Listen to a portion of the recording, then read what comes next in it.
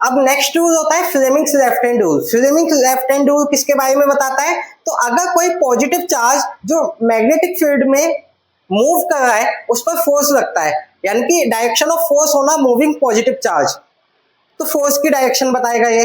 या अगर किसी करंट कैरिंग कंडक्टर को मैग्नेटिक फील्ड में रख दें तो उस करंट कैरिंग कंडक्टर पर भी फोर्स अप्लाई होता है, ILB sin थीटा आपने पढ़ा होगा।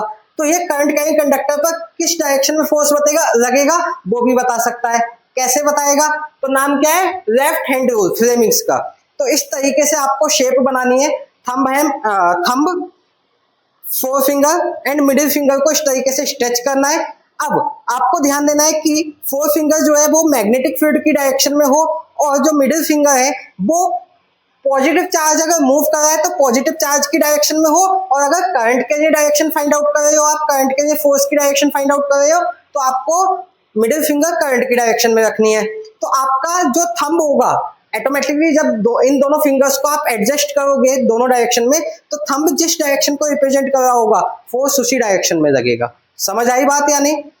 अब ठीक है कि सर पॉजिटिव चार्ज के लिए तो फोर्स की डायरेक्शन पता लग गई, नेगेटिव चार्ज के केस में क्या होगा? तो नेगेटिव चार्ज के केस में जो थंब की डायरेक्शन होगी ना उसके अपोजिट डायरेक्शन में फोर्स लगा होगा। या सेम काम आप राइट हैंड से करके देख लेना अगर नेगेटिव चार्ज है तो।